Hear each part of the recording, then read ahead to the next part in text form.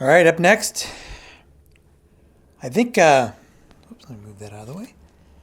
My favorite Sony integrated, and I've read online where some people consider this possibly the best Sony integrated amplifier ever made.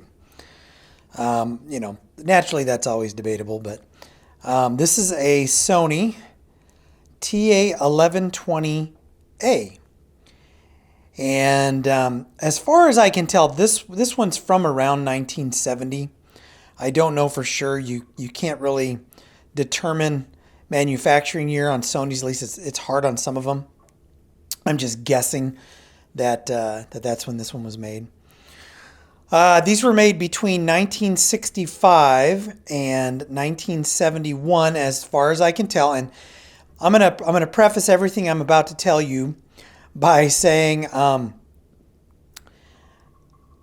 may be off by a number of years on these because I can only go by what I can find on the internet, and there's not a ton of information. So when I say 1965 or 6 to 1971, there's a Sony TA1120. In 1968-ish, they made the Sony TA1120A, which is what we're looking at here. These are capacitor coupled, 50 watts per channel. They're not large, right? Now, I'm not sure if the dimensions are with the cabinet or not, but this is what was posted online. I actually have a tape measure down here. I could measure this one, but you're only talking about maybe another inch or so.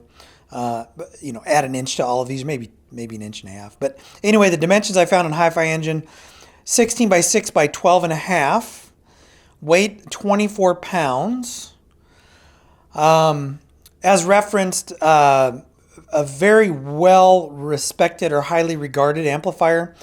I found online that people will say this was the first Sony ES, right? So if you know anything about Sony audio, the ES series, that's their high end. This was top of the line in terms of an integrated amplifier when it was produced. This was one of 3 integrateds, I think, depending upon the years that you're looking at. But they had a Sony TA1010, they had a 1080, and then they had the 1120, depending upon the year that you're looking at. As you can see, this is kind of a no-nonsense, right? No-nonsense amplifier. So controls are typical controls, right? You have a power button, you have an indicator light. Now here's the weird thing about this. This is like a 2.5 volt lamp that goes in here, like 2.5. So I actually have some 3 volt LEDs, and they're the screw type, so they're really tiny lamps. If you have to replace one of those. Telltale difference, even though this one says it is it's an 1120. This is an 1120A. The headphone jack, I think there's not a headphone jack on the 1120. There's something else in its place. I'll see if I'll add it to the video. But there's something else here. It's maybe a protection light or something. I don't remember. But there's a difference between the 20s and the 20As. If you see a headphone jack, it's a 20A. The 20s are more rare. They're considered to be better because there are issues with the headphone jack on these, I guess. I'm not sure. In terms of, other tone control, right? So we have on-off, we have low and high filter, we have the tape monitor or source switch. We have, on these older Sonys, I may have talked about it on the 6050 review that I did, but sometimes the controls here are a little hard to navigate, I guess, because you've got, so the center position, right? The selector knob controls the input in the center position, or you can go to tuner or to phono, right? And here's the interesting thing on this. You actually have level adjusts for tuner and auxiliary. Now, it doesn't adjust the input level that much, but you do have a level adjustment. So if you're ever not getting enough volume, right, out of tuner or auxiliary, you can turn that and increase the gain just a little bit. We have a mode switch, so, and I'm not, they just did this at that point in time. We have stereo, reverse, left, right, and then left plus right. And then we have treble, bass, balance, and volume. So pretty basic. Hookups on the back. I do like the speaker terminals. So this uses screw type speaker terminals, and you can also use banana clips if you get the right size, right? So that's really nice on these. But in terms of all the other inputs, you have all the traditional inputs, RCA jacks. I don't remember on this one if we have a DIN, because I'm not going to walk around to the back of it, but I'll flash a picture of the back up, and if there's a DIN connector, it'll show. So easy to connect to, easy to operate. I think these are absolutely beautiful. I love the late 60s, early 70s Sony line, whether it's a receiver or an amplifier. I think they're absolutely gorgeous. I have two of these. This one is working. The other one is possessed by the devil. I may do a review on that one, but I'm not real sure if I'm going to do a review on that one.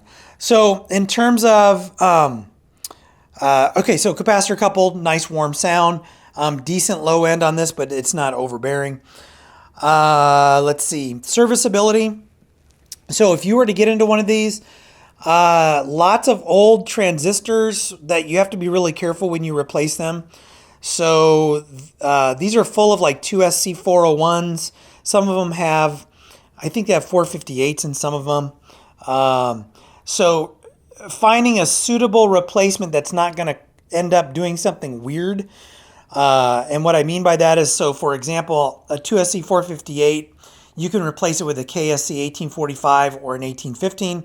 If you use an 1845, the gain may be too high. It may not work in the circuit right. You may get like motorboating and some crazy things going on. So in terms of servicing one of these, you have to be careful with substitutions. These are also full of Sony proprietary filter caps. I think it makes it look kind of cool on the inside. But they have a pretty wide leg, and I'll flash a picture up here. I'll have to snap some pictures. Either I'll have to do some afterwards, or I'll grab it from a video that I've done on, or that I'm working through on the other 1120 that's got problems. To work on the boards on this, so the boards are mounted like this in here. You actually have to remove this from the cabinet. There are screws you remove on the side, and then you tilt the face down. You also have to remove the two. I think there are two screws on the bottom that hold the face in, but then you tilt this down, and then you can kind of get to the boards. You typically have to unsolder some wires, and then you can unscrew the boards and pull them out. Same thing with the amplifier board, and then the power supply is kind of back. Well, the protection board is back there, and the power supply is here in the middle, if I remember correctly. But there's disassembly required in this, which makes it a little bit difficult. There's not a ton of corporate knowledge in terms of servicing one of these. So if you get into one of these, you're kind of on your own. So I would definitely say this is more of an advanced piece of gear to work on. You're not going to get one of these and just pop a few transistors in and it's going to work. Likely there's going to be some other things that you're going to have to work on. So serviceability, that can be kind of tricky. What to look out for in one of these? Since it's a very simple amplifier, there are really no telltale signs that something might be wrong, right? Typically the lamps are out on these. I see a lot, which is kind of odd because they're so easy to replace. I bought 10 of these lamps off of Amazon, LEDs, for like $10, and all you do is unscrew the face, tilt it down, and you just screw the lamp in. So it's kind of weird. Big thing, knobs, make sure they're there. Make sure now these come with two different types of dip switch caps or covers, right? So the other one I have has the fat, like plastic or Bakelite, whatever material it is, knobs. I'll see if I can snap a picture and include that. Or you can find them with these round ones, or people can replace them, right? So I actually prefer the black plastic ones. Well, I shouldn't say I prefer. They're both, they just have a different look, whether it's the black plastic ones or these. But anyway, making sure this is complete is a big thing. But again, what are the other telltale signs that there might be an issue? I really don't know. So it's all about cosmetics on these. And then whatever the seller's description is.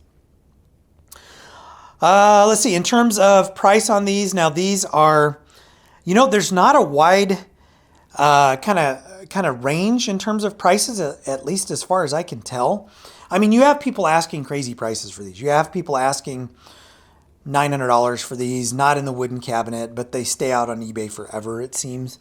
But I have seen these listed anywhere from probably the upper threes, right, for a part that or for a unit, 4 parts, or that you can repair.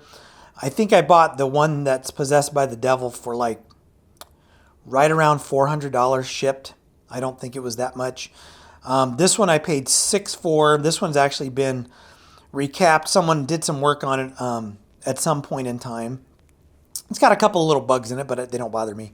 A couple of little, it makes some noise now and again, but I think I know what the problem is, and I'll, if I ever jump in and do anything with this, I'll shoot a video on it. I would say between 4 and maybe 7, right? And that's going from the low end of a parts unit to one that's been restored. So again, there's not a big gap there. I think these are sleepers. I think if you can get one that's been recapped and it's working and you can get it, I mean, it's a fantastic sounding amplifier. I liked it so much I bought 2, right? So, and I pulled this out because I replaced the lamp, and right now I have something else in its place. I'm going to do a video on that surprised the hell out of me in terms of how it sounds and how it performs. But I'll be doing a video upcoming on that one, and I'm just going to do my review with it in my little audio rack upstairs. But it's a really impressive piece of equipment that, again, it just surprised me. But that's not to say that it's replacing this. It's just I put that in there just to see how it performed, and I have not been disappointed. But going back to the Sony, these things are amazing. I'm a Sony snob. I love old Sony. In fact, I'm going to do a video, could be a little controversial later on, talking about Sony and Macintosh. And in my limited experience, my few years of experience working on both, which one I prefer, which brand I prefer, which one I think is the one to get. So, and that'll be upcoming as well. So I think that's all I have on the Sony TA1120A. As always, my opinion of these is my opinion of the piece of gear that's sitting in front of me in its condition. Some of these I've seen multiple, units cross my path. Like this one, I've only had 2. They both sound freaking amazing. But again, I'm a capacitor coupled person, so I really like the sound signature of cap coupled equipment, like I've said in all of these videos. So anyway, I think that's it. So as always, if you like what you see, hit like, hit subscribe, and I will catch you in the next video.